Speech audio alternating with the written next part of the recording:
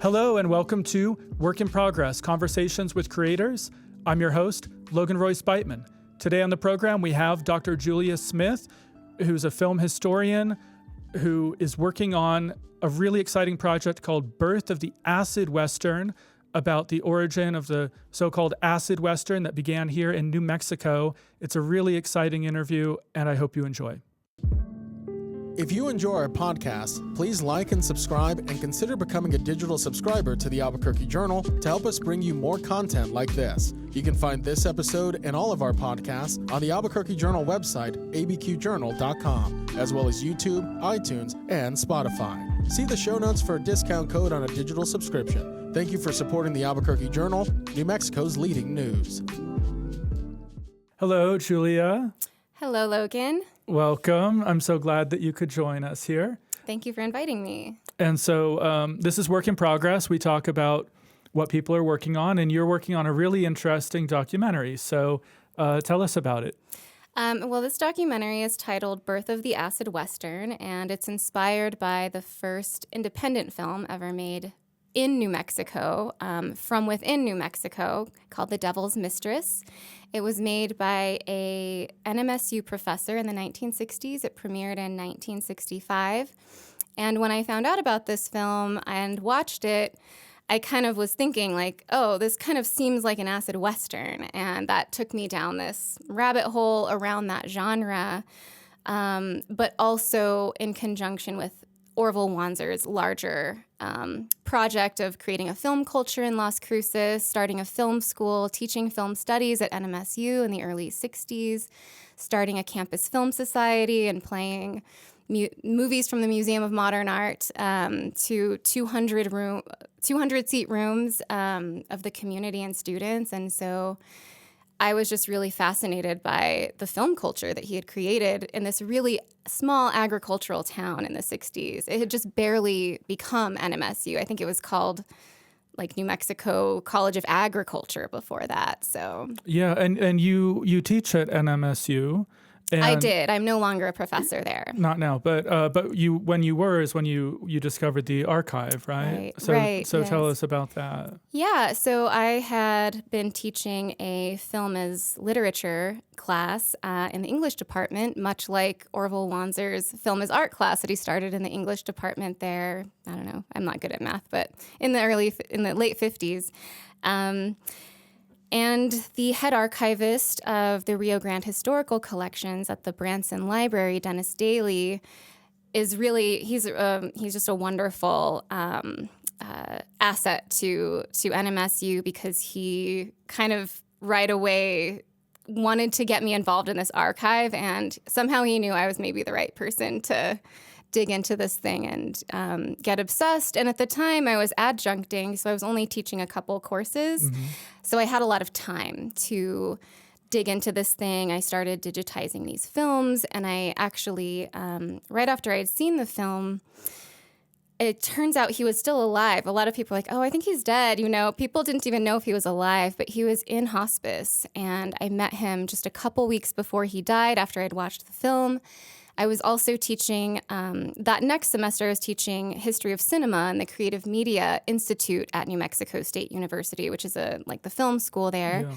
So the department head there was like, well, get a group of students together and have some student interns. So I got some interviews with him before he died as well. Oh, that's pretty amazing. What was he like when you when you met with him? Was he lucid? Were you able to have good conversations with him? Yeah, he was lucid. I think one of the things that actually kind of took him out of circulation was his hearing, because he really had terrible hearing. So that was the one kind of communication block. So I'd like write down all these questions for him, and for the prepared interview, I typed them up and was just kind of showing them to him. But he was very lucid.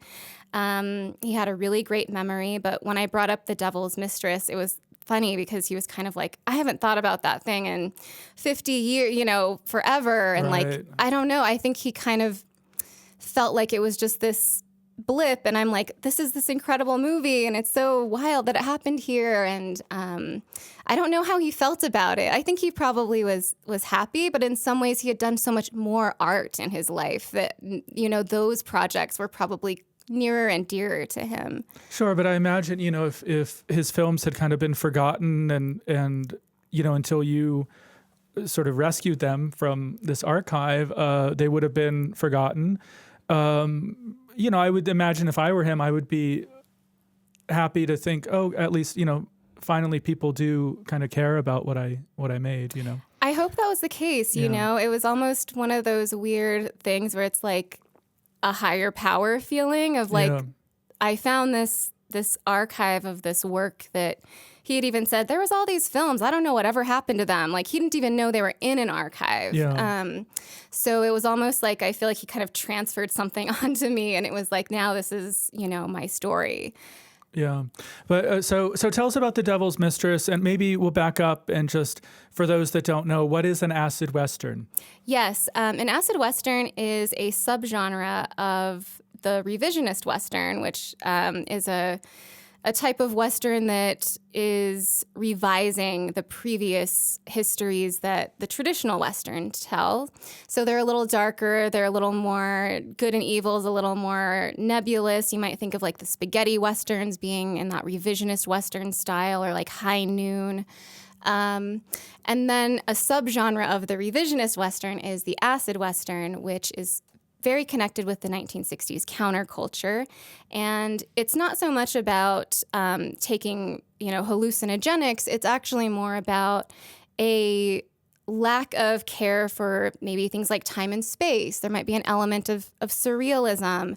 One of the ways I like to think about an acid Western is a metaphysical Western, one that's dealing in allegories, religious themes. There might be these kind of characters like, the devil, or, right. These mythological almost. And it's an inward journey. It's, and in that way, it might be kind of connected to hallucinogenics because of that way that it's not about what's outside. It's about like going in your mind, and the confusion space and revelation that might come from those things. But it's never like totally clear either. Yeah. And certainly there were filmmakers we talked before about Jodorowsky.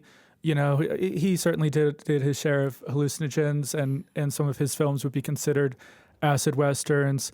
But then, talking about kind of like a film with a metaphysical dimension, I think also of like Ingmar Bergman, people like that. And, and I think maybe these filmmakers were also influenced by those European filmmakers, right? Yeah, absolutely. I think that's kind of more the scholarly argument about acid Westerns. Is there this convergence of American exploitation cinema with European art cinema kind of coming together in this very strange American, post-colonial landscape of, what are we doing here now? It's kind of like an interesting psychological exploration, a more existential one. And then, it's a totally independent, low budget, like very low budget film, right? Yeah. I'm calling it it's like punk rock filmmaking, before that was a thing. Yeah. And, and related to like exploitation films. Talk about that. Is it like a great film?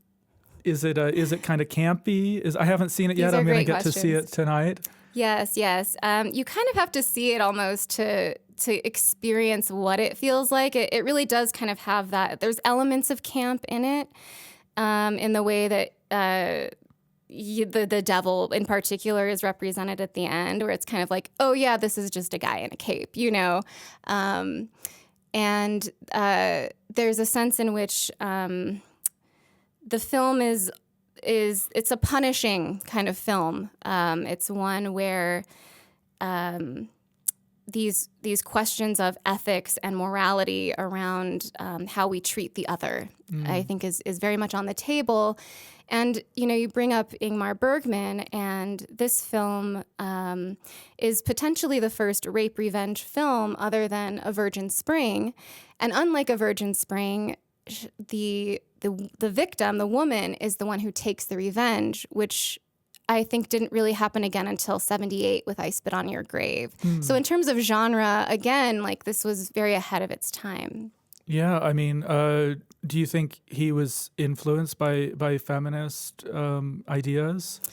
I think that he was very obsessed with questions of power and gender, much like myself. That's really a topic that I studied in my PhD. And this, the women's liberation movement was barely kind of getting, also, the counterculture was just kind of coming up. Of course, women's liberation movements were not new necessarily, but they were gaining a kind of traction that they never had before. And so I think he certainly was interested in inverting and creating these sort of switches, like in this film, it's like, well, is the devil and the mistress the bad characters? Is the woman the most powerful? Is she the main character? Right. Is her silence actually a form of her power? So he's really kind of playing with these kind of countercultural ideas too, but again, like kind of really ahead of his time to a certain degree. Yeah. And what effect did he have? Because he was at NMSU for several decades, right, teaching there. And so what effect did he have on his students and on, I don't know, maybe even filmmaking in New Mexico through his teaching? Yeah, so on the heels of the success of The Devil's Mistress, the KRWG TV journalism department was just opening. They were just creating the journalism department, and he was the only person around that knew how to use a camera. So they hired him on in journalism, which is where he really started just creating his own film school. And he would source these, military surplus cameras, 16 millimeters. He was doing it all on his own.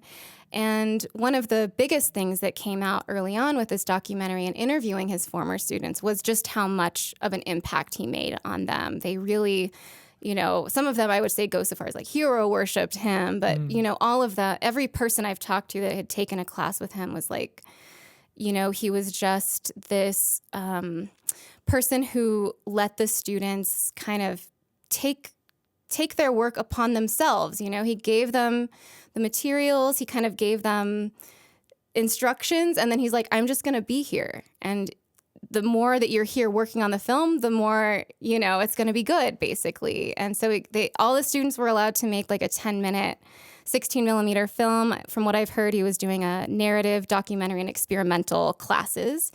So even that, like, I don't think even UCLA was letting undergraduates make films at that time. Yeah, and it seems like he had almost like a guerrilla filmmaking approach. Yes, yeah, absolutely. Even the stories about the making of The Devil's Mistress, it's like, yeah, they just got together every weekend and took courses and all of this equipment. It really seemed like a adventurous kind of thing, Yeah. And it was. Did he have a script ahead of time, or they kind of figured it out? Yes, he'd written the script. I've never seen the script, which I would love to see. I don't know. It might be gone, but I think he started working on that script right away. He moved to Las Cruces in 1959, started teaching the film course right away. He made a friend with one of the big actors in town, and he's in the film as well, Forrest Westmoreland, who basically said, if you love some movies so much, like, why don't you just make one? It was almost like a bet. And so he wrote a script, and I think it was ready by like 1963, and that's when they drove to Hollywood to get a Bolex 16 millimeter camera. Right, yeah. No, it's really cool. And I feel like, now there's so much independent filmmaking happening in the state. I think a lot of people will be excited to learn about this kind of forgotten figure that you're bringing back.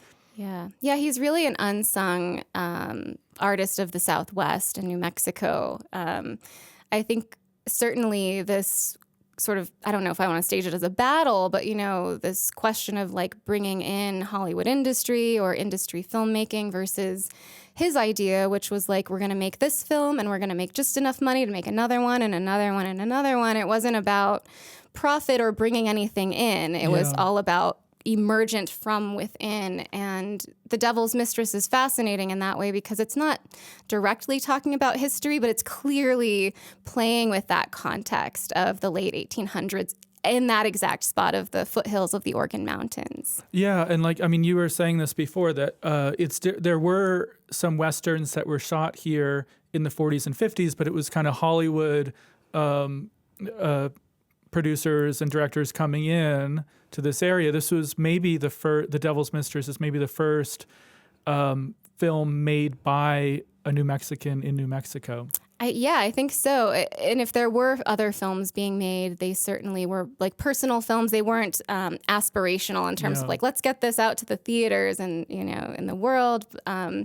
So I certainly think that this idea that he had, that he considered a kind of failure, is something I'm taking up here, because it is a question of like, it's a failure to a certain degree, but it's not his failure. They talked about how the Hollywood guys screwed him over, and this kind of tale as old as time. And I think there was also a bitterness around that idea, because I think he really wanted to be just like a filmmaker, And he was, but he said, I turned my attention towards teaching, and he made a big impact there as well. So you're a scholar. You've taught and written about film as literature, and your feminist theory and all of that. Have you ever made a film before? Yeah, I have. Okay. I've never made a full feature documentary. So in some ways, I just decided I was going to make this thing without really knowing how I was going to do it. I can write an essay and I can edit a film together in a very amateur way. But, I think being a cinephile and someone who's just obsessed with movies and has studied them so long, I think you just kind of have a sense of how it's supposed to go, or at least the story or the putting of it together. But it have been a big challenge. Every moment is a different one. Like right now, I'm like, I just want to get that final cut together, raise enough money to give it to some people who really know what they're doing. And then the next mountain is going to be distribution. Yeah. But you've been gathering interviews with people, and you have, clips of the film that you're showing and other films, right? It's a combination of... Mm-hmm. Yeah, it's materials. A combination of interviews from locals and students, also local experts. Like I have an interview with Jeff Berg, who wrote New Mexico Filmmaking. I have an interview with Josh Wheeler, who wrote Acid West, which was on the Oprah book club list. And so he's kind of like the biggest sort of name I have on the film. But I also have an interview with David Thomas, who wrote a history of theaters in Las Cruces, history of, he's really into Billy the Kid. So he's kind of like a local scholar.